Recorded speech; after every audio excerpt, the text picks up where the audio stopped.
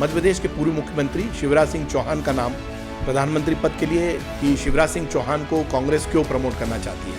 उन्होंने पार्टी को मजबूत किया। राजनीति में सबसे महत्वपूर्ण चीज़ है कितना आप झुक सकते हो। नमस्कार, आपका स्वागत है।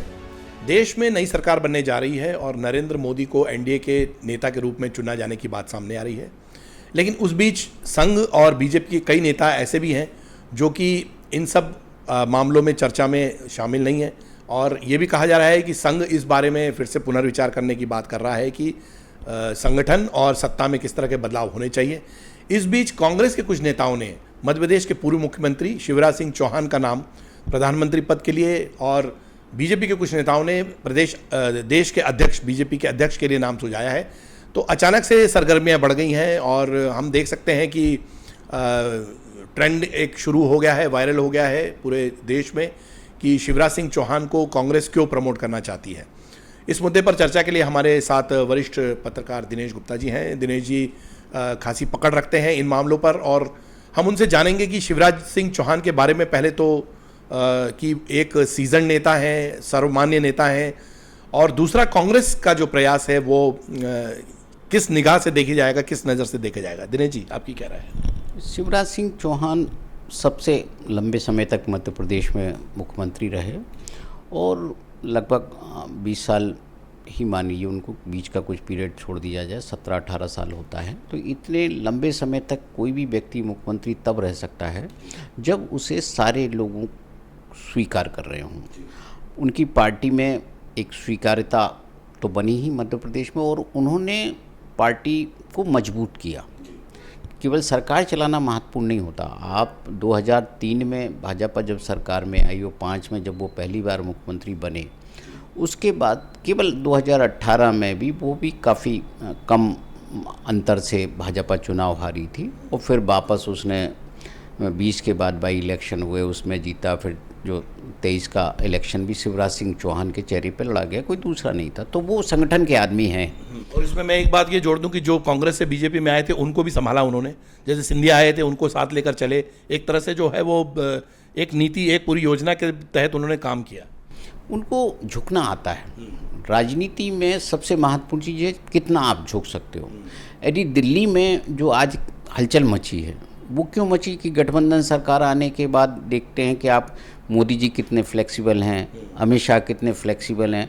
राजनेता यदि फ्लेक्सिबल नहीं है तो कई बार जो है उसका लोग गठबंधन के लिए वो फिट नहीं होता। अटल जी बहुत फ्लेक्सिबल थे, अडवाणी जी का एक अलग तरह का चेहरा था तो लोग उनको आसानी से स्वीकार नहीं करते थे। उस दौर में देखिए कि अडवाणी जी का चेहरा भी तो उसी तरह का था ना जो आज मोदी जी का है, तो इसलिए उनके नाम पर सहमति नहीं बनती थी। तो उनको आप उस हिसाब से आप देखोगे आज मोदी जी और शिवराज जी, तो दोनों का जो चीज़ें देखोगे तो शिवराज जी आपको लगेगा अरे सबसे आसान है, शिवराज जी के पास चले जाओ, उनसे बात कर लो, उनसे कह दो, शिवराज जी सुन लेंगे।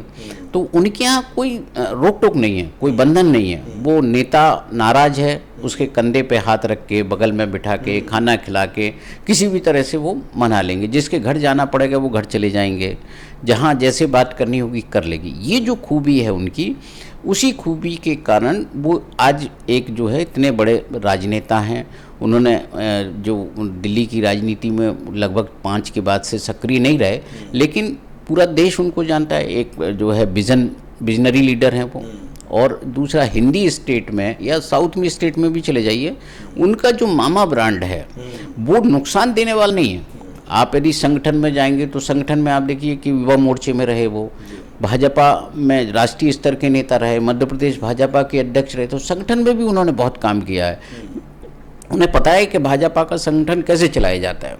महिला वोटर को साधने में सबसे पहले मुझे लगता है कि शिवराज जी ने जिस तरह से नीति बनाई, अपनी रणनीति भी कहें और उसको नीति भी कहें, वो महिला वोटर को साधने में उसमें बीजेपी को काफ़ी मदद मिली। बिल्कुल, देखिए क्या है कि आप जो महिला वोटर, लाडली बहना योजना जब आई 2008 से पहले, 2008 का चुनाव तो लाडली बहना ने जीता है। लाडली लक्ष्मी योजना थी, लाडली बहना तो अभी आई है। तो लाडली जो लक्ष्मी योजना थी उसके बाद ये लाडली बहना आई नगद पैसा देने की। तो उनकी जितनी भी आप 50% पंचायतों, नगरीय निकायों में उन्होंने रिजर्वेशन किया। पहले तो 33% था, फिर उसको बढ़ा के 50 किया।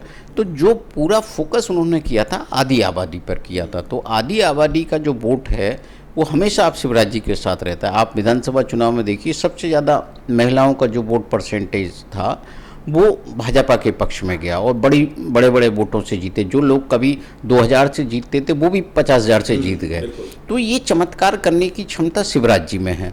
तो इसलिए आप देखिए, जब इतनी सारी क्वालिटी किसी के पास होती हैं और पार्टी जब आप संकट में हो और एक ऐसे चेहरे की ज़रूरत है कि वो लिबरल हो, कंट्री में पहचाना जाता हो, तो फिर स्वाभाविक तौर पर लोग शिवराज सिंह चौहान को स्वीकार करते हैं कि हाँ, इनसे ज़्यादा आसान है बात करना। तो वो जो है, जो संगठन हित में होगा, पार्टी हित में हो, वो करेंगे।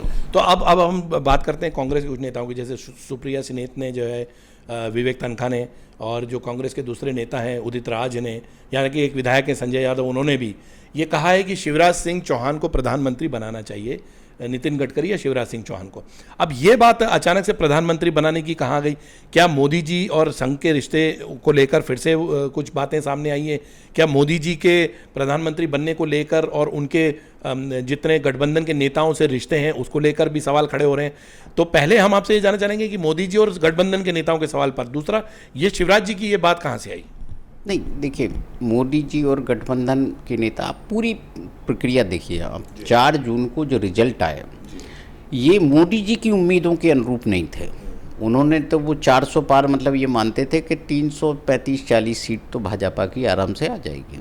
उन्होंने ये कभी कल्पना ही नहीं की थी कि वो उनको कितनी सीट मिलेगी और उन्हें कभी गठबंधन में भी जाना पड़ेगा, ये तो उनकी कल्पना से परे था।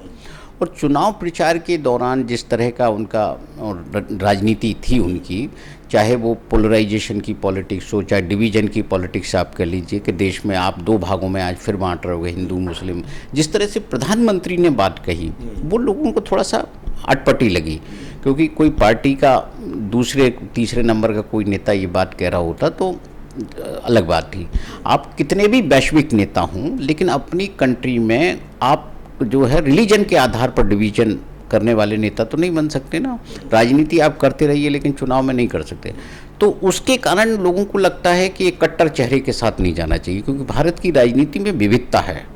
आप उत्तर भारत में आओगे, जहाँ जिसे आप काऊ बेल्ट कहते हैं, जैसे गाय मुद्दा होता है, जहाँ मंदिर मुद्दा होता है, उस काऊ बेल्ट में भी आप राजस्थान और उत्तर प्रदेश में देखिए क्या नतीजे भाजपा के पक्ष में आए। ये क्यों आए उनके खिलाफ? जब मोदी जी कट्टरता का चेहरा थे, हिंदुत्व का चेहरा थे, तो यहाँ नहीं आना चाहिए था परिणाम भाजपा के फेवर में आना चाहिए था, फिर भी नहीं आए। लेकिन बहुसंख्यक जो वर्ग है, देखिए आप 19 के चुनाव को शायद मोदी जी ने अपनी लोकप्रियता से जोड़ लिया। वो जो आपने सर्जिकल स्ट्राइक का घटनाक्रम था, उसमें जब देश को ज़रूरत थी कि हमें भाजपा के साथ खड़ा होना है तो भाजपा के साथ खड़ी हुई। तो इसका तात्पर्य ये बिल्कुल नहीं था कि पूरा देश उस बाकी चीज़ों को स्वीकार करेगा कि आप विपक्षी दलों को तोड़ फोड़ करें, उनके जो आरोपी नेता हैं या उन पर जिन पर आरोप हैं उनको अपने दल में शामिल कर लें, भाजपा का कांग्रेसीकरण कर दें, भाजपा के संगठन को जो है छिन्न भिन्न कर दें। जो सबसे महत्वपूर्ण चीज़ है जो ये हुई ना कि भाजपा का पूरा संगठन आपने कांग्रेस या दूसरे दलों के लोगों को लाके छिन्न भिन्न कर दिया, वो जो है लोगों को भी वो भी अटपटा लगा। तो आप महाराष्ट्र में देखिए कि क्या हुआ। महाराष्ट्र में नतीजे कोई भाजपा के पक्ष में तो नहीं आए। आपने एनसीपी को भी तोड़ा, आपने शिवसेना को भी तोड़ा। तो जब ये चीज़ें हुई और नतीजे आपके पक्ष में नहीं आए तो फिर लोगों को लगा कि जो है मतलब वोटर जो है उसने अपना दिमाग बदला और फिर जो कहीं ना कहीं उसने अन्याय को न्याय में बदलने की कोशिश की। तो जो परिस्थितियां बनी, जब गठबंधन की परिस्थितियां बनी, कांग्रेस का तो जो है इस वक्त आप ये देखें ना, शत्रु नंबर 1 और 2 तो मोदी जी और अमित शाह हैं। उनके राहुल गांधी से पूछताछ हुई, ईडी की पूछताछ हुई, बहुत सारे घटनाक्रम हैं जो कांग्रेस पार्टी उसकी भुक्तभोगी है, अखिलेश यादव भी भुक्तभोगी हैं। तो वो तो कोशिश कर रहे हैं ना कि एक सवाल भाजपा के भीतर कोई उसको जुआ दे। उन्होंने तो केवल एक बयान दिया है, अब वो कोशिश कर रहे हैं कि ये जो बयान है कांग्रेस के नेताओं को वो भाजपा के अंदर चर्चा में तो आए। तो एक आपकी प्रारंभिक स्ट्रेटजी ये है कि आप लोगों के अंदर एक सोच पैदा करें, तो वो सोच पैदा कांग्रेस पार्टी ने किया है। जनरली ये माना जाता है कि अगर किसी का नाम सामने आएगा तो उसको नुकसान भी हो सकता है। जैसे शिवराज जी के बारे में कहा जाता है कि अगर उनका नाम बार बार होगा तो पार्टी संगठन के अंदर ही उनको नुकसान हो सकता है। नितिन गडकरी के भी बारे में भी ऐसा कहा है। लेकिन जब वो सब लोग जानते हैं कि ये 2 नाम सामने आएंगे तो पार्टी के अंदर इस चर्चा तो होगी और इन नामों को लेकर। तो क्या मोदी उनके लिए फेवरेबल कैंडिडेट नहीं है? ये तो सबसे बड़ी सब बात है, क्योंकि मोदी ने जिस तरह से कड़ाई से और जिस तरह से जो फैसले लिए हैं वो कई नेताओं को पसंद नहीं आए। पर क्या गठबंधन को लेकर भी ये सवाल है कि गठबंधन में भी इस तरह की बात हो सकती है? क्योंकि ये कहा जा रहा था कि आरएसएस ने चुनाव के दौरान काम नहीं किया, या आरएसएस कुछ नेता कई सीमित क्षेत्रों तक प्रचार में रहे, और यहाँ तक कि कुछ जैसे योगी या नितिन गडकरी इनके इलेक्शंस को भी सैबोटेज करने की कोशिश की। ये जो बातें आ रही हैं इनके पीछे क्या वजह है? पहली चीज़ तो आप भाजपा को समझिए।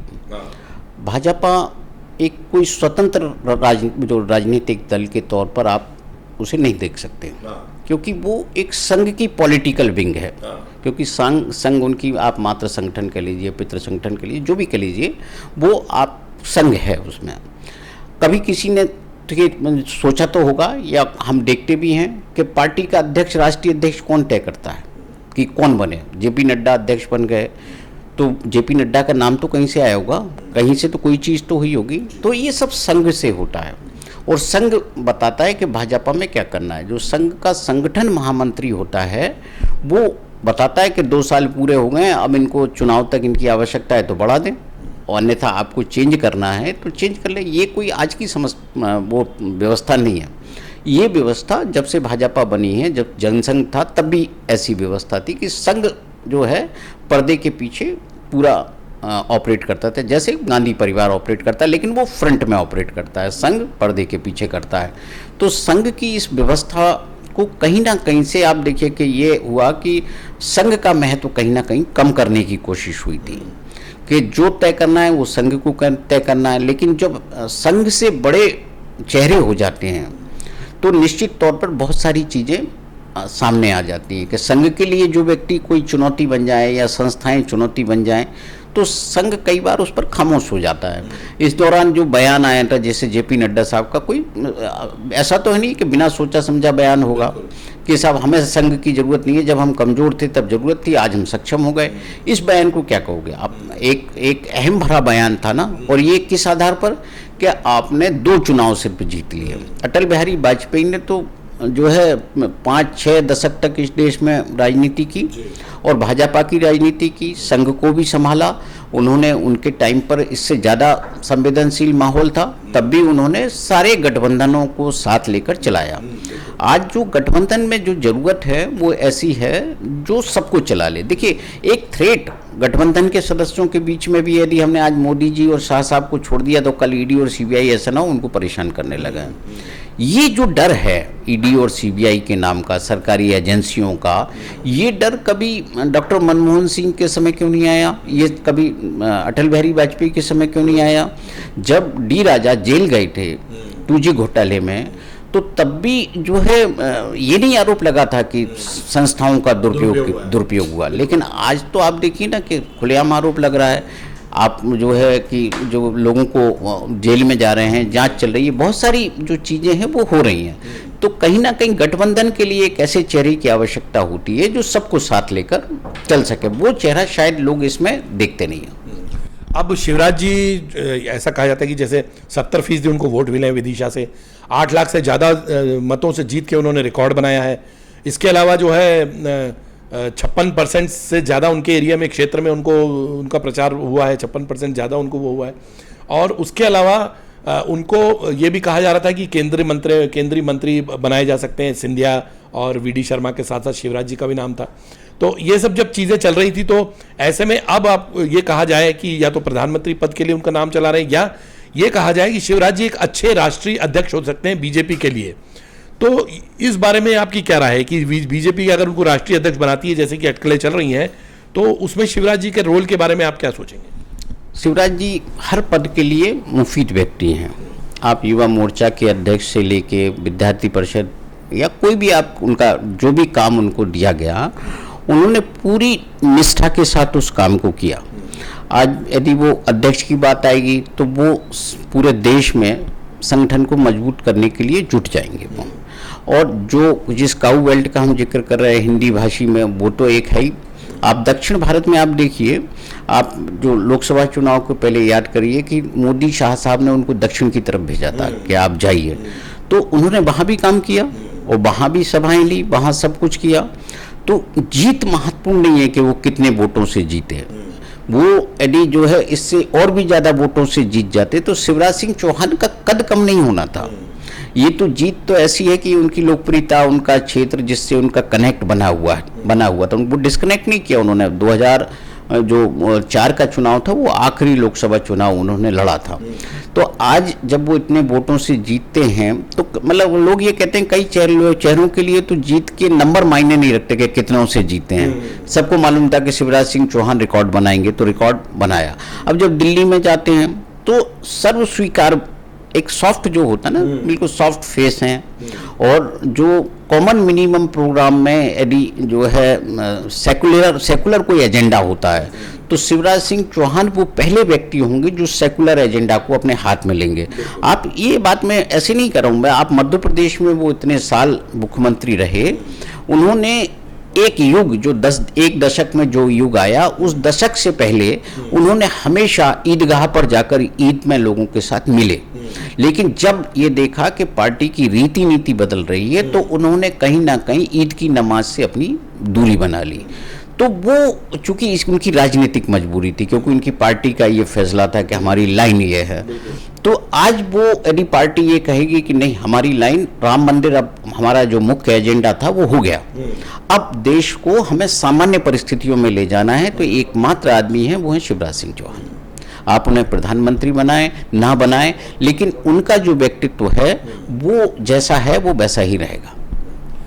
तो साफ तौर पर देखा जा सकता है कि शिवराज सिंह चौहान का जितना बड़ा कद है, उसको देखते हुए ये बातें कांग्रेस के नेता कहें या पार्टी के अंदर से उठे, एक ज़रूर बात है कि बीजेपी के अंदर अभी जो भी चल रहा है वो किसी न किसी अंजाम तक 1 या 2 दिन में पहुंचेगा, और इसमें शिवराज सिंह चौहान की भूमिका क्या रहेगी ये सब देखना लोगों के लिए काफ़ी दिलचस्प होगा, क्योंकि लोग इसी भावना के साथ बैठे हुए हैं कि शिवराज सिंह चौहान मुख्यमंत्री तो नहीं बन सके मध्य प्रदेश के, लेकिन क्या केंद्र में जाएंगे या पार्टी के राष्ट्रीय अध्यक्ष बनेंगे। इस मुद्दे पर अगर आपकी कोई राय है तो हमें ज़रूर लिख भेजिए। साथ ही आपके सपोर्ट के लिए बहुत बहुत धन्यवाद।